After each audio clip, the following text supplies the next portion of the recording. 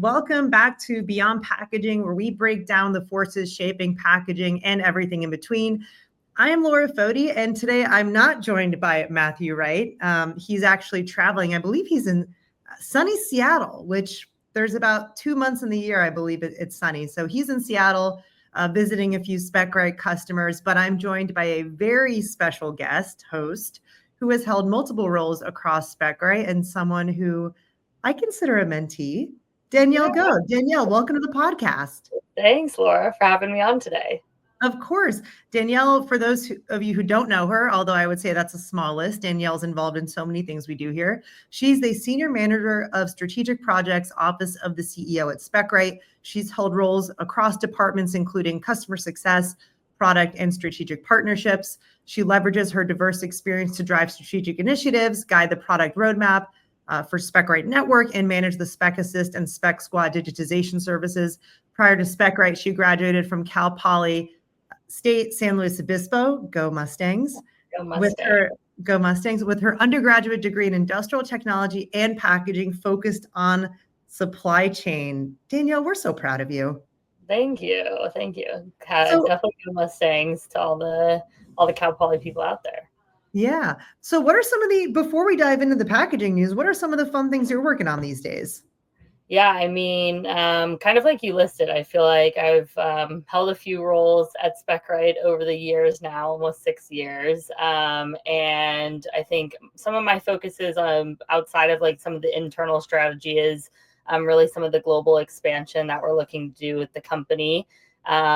We have some exciting news that I'll be moving across the pond, going further and further east. Apparently, I'm originally from San Diego, and now it was kind of in near headquarters. Went to New York over the last few years, and then I will be jumping over to the pond to start talking with some of our customers out and supporting them in Europe. So excited to make that move soon. Yeah, we're excited to have you out there. If you're listening and you're based in the UK, in Europe, give Danielle a shout. She's going to be there before she knows it. Yeah, I'd love to come see some factory tours, some on-sites with people, in the food space, cosmetic space, and learn more about the accounts out there. Yeah, there's also just so many great packaging events in Europe. You've got Paris Packaging Week. There's a big one, I believe, in Amsterdam. So Danielle will be going to all those. There will be lots of opportunities to connect and meet with her. And then Danielle, you want to talk a little bit about your involvement with our academia program? I mean, you've really spearheaded that here. Yeah, absolutely. I think from my time at Cal Poly and being in the packaging school, just going through the program that so many of these students go through, it seems like a niche major, right, compared to the industrial engineers or architects or other, positions out there. But I think that it really gave us a sense for how we can start to ingrain technology into these programs, and specifically start to learn Specright and spec management and best practices. A lot of these students are learning how to, develop packaging for specific products, how to make these packaging materials more sustainable and evaluate those in their schooling. And so to give them actually a technology that helps kind of enable that and even learn it over multiple years, I think just gives like an added layer to, the textbook style of learning essentially. And so we've worked with, I think it's now 14, maybe 15 company or universities globally that are, all teaching packaging to a wide variety of students. Some are doing really impressive capstones where they're working with actually companies to solve problems and, managing their specs in the system. Some are going a level further and integrating with, LCA tools with our system to actually do some of that analysis. So it's really impressive to see, I guess, the student experience over the years and Specright getting involved in these universities. Yeah, absolutely. And I will tell you, as someone who spends a lot of time out there with a lot of the food companies, consumer goods companies, manufacturing, this just could not come at a better time. Every time I'm on site, someone tells me, hey, we're trying to hire 2 roles. Do you know anybody? I mean, and then they have people who have been there 30 years that are retiring. So we're really in this interesting, I would call it, a brain drain in packaging specifically, where We've had people who are working in these industries for decades. They're retiring and moving on. And then, we have to bring younger people in and ultimately give them tools that they want to use. And I think part of what we're hearing a lot of our customers tell us is they're implementing tools like Specright to help attract talent, because talent wants to go where there's these tools, so that they're not chasing data in their first job. They're actually developing sustainable packaging. So that's a great segue into some of the stories we have here. So Danielle, you have a packaging background too, which is really fun, and you're subbing in for Matthew today. The first article we have, near and dear to my heart, from Packaging Dive: there are new widely recyclable and home compostable Starbucks takeaway cups that are going to be launching in Europe. So this new hot cup replaces plastic linings and lids with compostable, recyclable, fiber-based materials. This gives consumers a widely recyclable and home compostable alternative for when they don't have a reusable cup. I will tell you, as someone who goes to Starbucks every day, I very, very rarely have one with me, or if I do, it may not be clean, and it's challenging. So I think this compostable cup is really interesting, and it was created through a partnership using the Starbucks EMEA team, Transcend Packaging in Wales, Quartzo in Italy, and Mezza Board. And these cups will be rolling out in May 2025. Danielle, what do you think about compostable cups? Yeah, I mean, I think that also this is really interesting to kind of see Europe start with this specifically. Obviously, the States are a huge market for Starbucks as well. But I think when we think about like compostability, like the European consumers is already so much more used to taking action on compostability, whether it's like food compostability or other practices that they kind of already have baked into their culture more so. And so I think it's, a great place for Starbucks to start and kind of try this, given, some of the progressive nature, I guess, of like the sustainability actions taken in Europe. Yeah, absolutely. I will say, anecdotally, I feel like more people I know in the US are composting now, which to me is fascinating. My future in-laws I was throwing something away and they're like, no. There's the compost. I'm like, since when do you guys have compost? Yeah. Like they're not like the people you would think of doing these things. So it is coming, a lot of my friends have it. They have it. And so I'm seeing it more in homes that I'm going into on a regular basis where people are composting. So it'll be interesting to see, if this takes off in Europe. I agree with you. It's such a natural place to start. But it'll be interesting to see if it trickles down to the US, especially California. We tend to be very special here in California, especially when it comes to the environment. Up next, Clover Sonoma cuts plastic by 34,000 pounds with a paper yogurt cup. Man, again, this seems to be a trend today with shifting materials. So California dairy Clover Sonoma gives yogurt a paper makeover with a new 80% paperboard cup, dialing down plastic by 83% and shrinking its carbon footprint by 75%. It's the first US company to have paper-based yogurt cup packaging, which is fascinating. And while it makes significant progress towards sustainability goals, it still doesn't totally meet all recyclability standards. There tend to be trade-offs. Danielle, what do you think of a paper? To me, this is just like a paradigm shift as a consumer. I'm so used to getting a single-serve plastic yogurt cup. What do you think consumers are going to think about this? Yeah, I mean, I think there are plenty, especially of food base, that we're so used to in the like plastic, whether that's the feel or the artwork and like how things are displayed when we're, purchasing these kinds of snacks or food items. But I feel like the, paper kind of option, as long as it's kind of holding up when it's being shipped, when it's being eaten, especially if it's something cold in the fridge. I feel like the paper-based option to reduce on packaging is a great alternative. Yeah, absolutely. I'm personally excited about this. I have a lot of guilt over single serve things, but it's just so practical.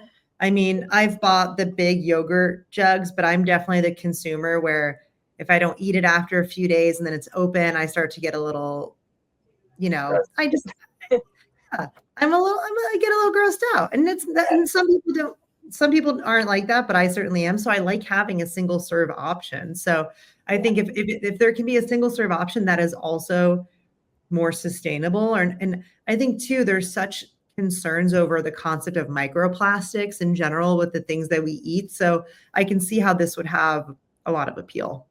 100%. I think like ultimately there will always be the need for single use, right? Whether it is because of the food safety aspects of things or whether it is like the convenience aspect of like today I went to a WeWork for the day and I needed a single serving yogurt actually conveniently. And so I brought one, today instead of the whole big bowl. So I think, companies making the effort to find the sustainable solutions for these and packaging, taking the time to innovate on their packaging will be critical.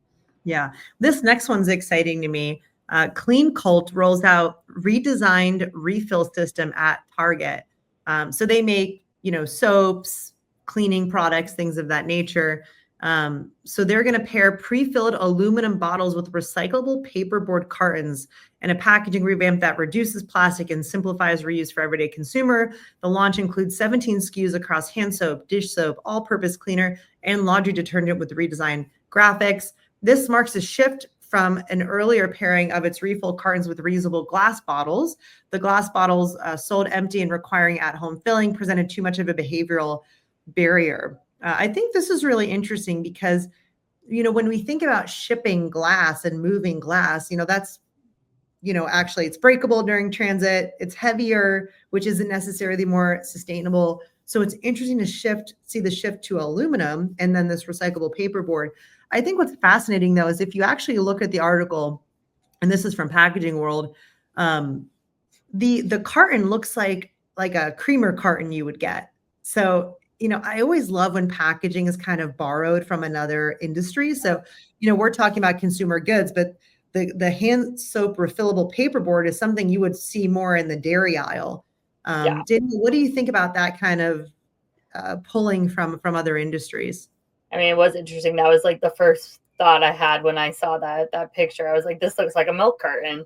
And I think it's like absolutely critical. I think, when we think about sustainability, a lot of people don't consider it to be as competitive of a space. Like everybody is trying to learn about designs and materials and suppliers that are going to help their business innovate. Especially like the collaborative kind of atmospheres when you're going to the sustainability conferences or talks, right? Like everybody is marching in the same path. And so I think it's critical for, industries to kind of learn from one another of what's working and what's not.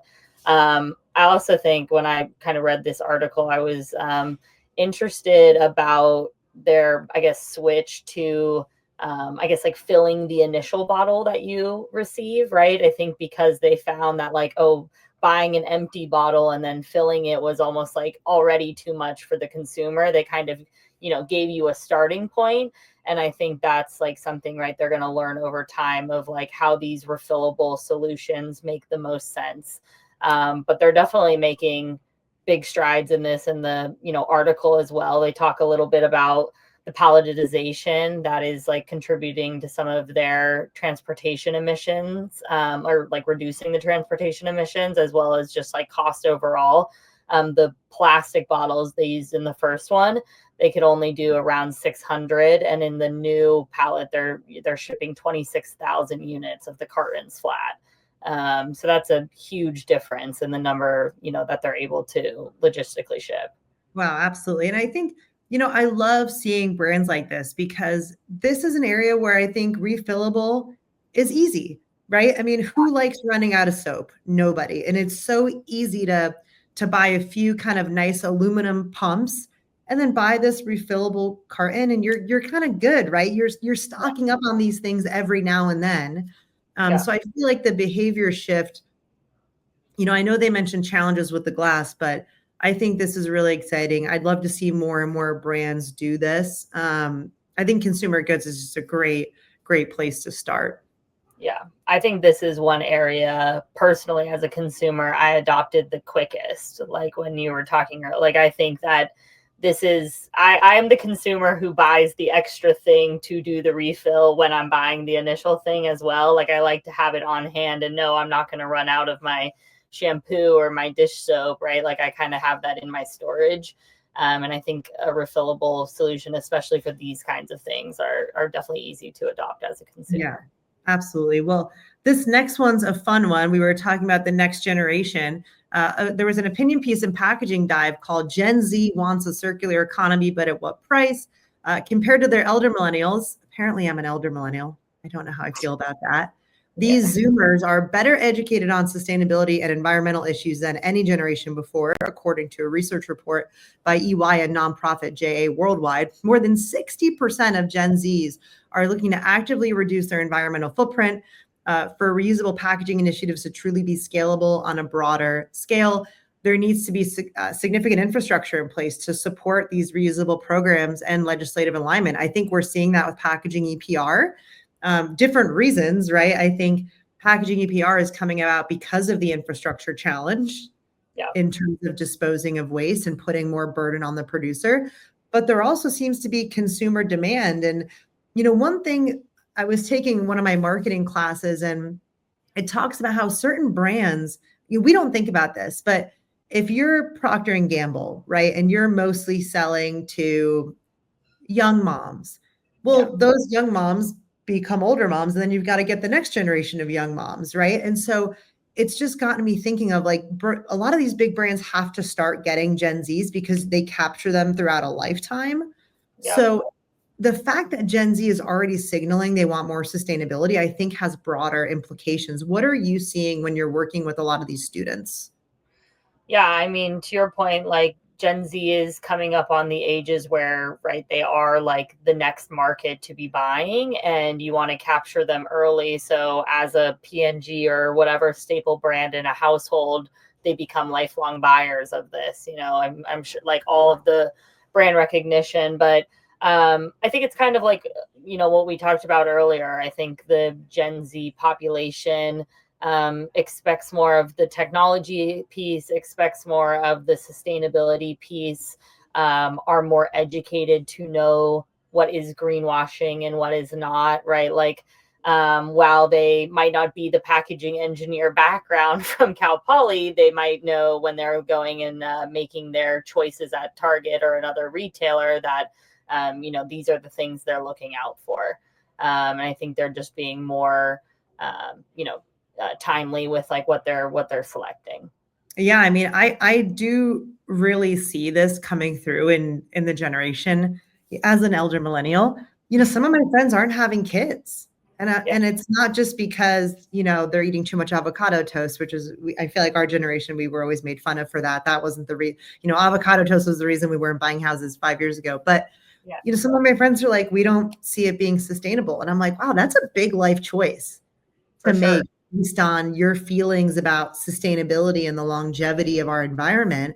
And so if people are making decisions like that, I'm not surprised to hear it coming to trickle into every type of everyday purchase we're making. So I think Gen Z, super passionate. We've had interns who, again, I'm like, wow, they are natively more sustainable than I am even, right? And so it's interesting to see every generation kind of adopt this more and more. It almost feels like I would describe it similar to technology adoption, where like you see young people fully adopt new technology, and it feels like the young people are more fully adopting sustainability.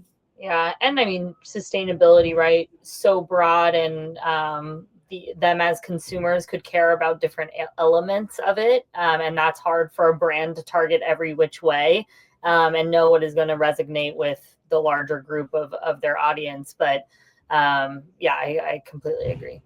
Well, Danielle, thank you so much for joining us beyond the shelf. Beyond packaging. Whoops, little Freudian slip there. Really enjoyed having you on. I'm so excited for your move. So proud of you. Can't wait to come visit you in the UK in the summer. Yes, only the summer when it's nice. Only the summer, and you'll have to come out and visit us when it's winter and you need some sunshine. Absolutely. I'll always be back. Awesome. Well, thank you for joining us on this episode of Beyond Packaging. You can connect with Danielle on LinkedIn. As she mentioned, she's going to be one of our Globetrotters. So be sure to find her at industry events and on the other side of the pond. All right. Now it's time to go off the shelf with our friend, Matt Dingy. Matt, what product do you have for us today?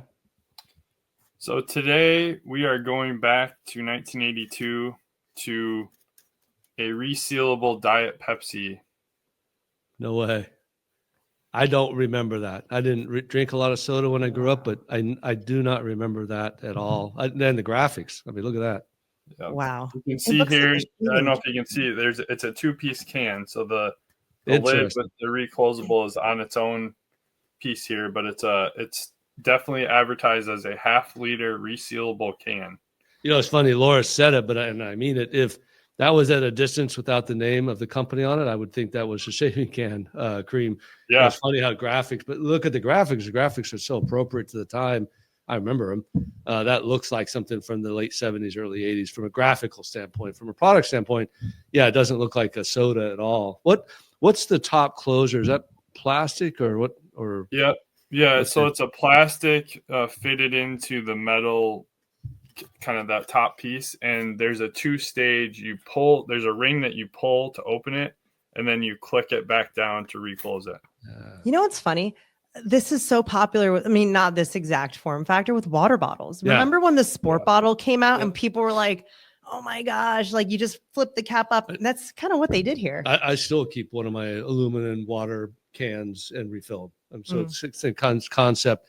What was the other claims? Anything else on the label besides refillable? Let's see. 1 calorie per serving. So it's the diet, obviously, is the Well, it's not low one calorie if you refill it 10 times, right? right, low Calories don't calorie count. carbonated beverage, but it's half a liter. That's resealable. How, I'm not good at metric. How is That'd that be this probably- big? Yeah. Oh, so that's a lot of Yeah. soda. What 16.9 fluid ounces. is it got like a heavier texture to it than an aluminum can today? Is it more like a still fill or is it tinish? I would say it's pretty comparable to today. I would say Huh. Interesting. to a aluminum kind of 11-ounce can. I would say. Well, it's again back to our whole theme, which is they had the right idea, which was refillable, which is again a big word today. What's going to be fun about the collection is looking at all the claims and kind of trending them over time as we get the digital library up. But no, this is a great example. I don't remember this product at all. It comes from an era when we don't think that was going on, but obviously there was attempts at doing that. Great work for Pepsi and the team back in the 80s, trying to become more sustainable. You know what's interesting? I wonder if this doesn't have a place today in other beverages. Like Right. I'm gonna get so much. I'm gonna sound like I'm from California right now. I just live here. This would be great for like kombucha, That where does sound like you want to California buy beverage. something. Like kombucha is so hard to seal because it's carbonated. Like immediately once you open it, you start to lose it. But you want a lot. You don't want to buy separate bottles because they're heavy. I feel like there's so many ways. We could think about this form factor in today's environment, and soda's kind of evolved too. I mean, Pepsi just bought Poppy. Right. Huge waves going on that market. So, I mean, soda's evolving, and I think now it's associated with gut health. Like if you have a probiotic soda, it's healthy, right? So I think it'll be interesting to see if they come out with different sizes. Well, it's just like what I was saying before, water's now in aluminum, right? It's a major market. It's a major shelf space product. So it's interesting to see the innovations coming there. But Matt, I don't know where we're going to next because you got us all over the world, literally all over the world and all over products. So excited for next chat. Thanks, Matt. Thank you.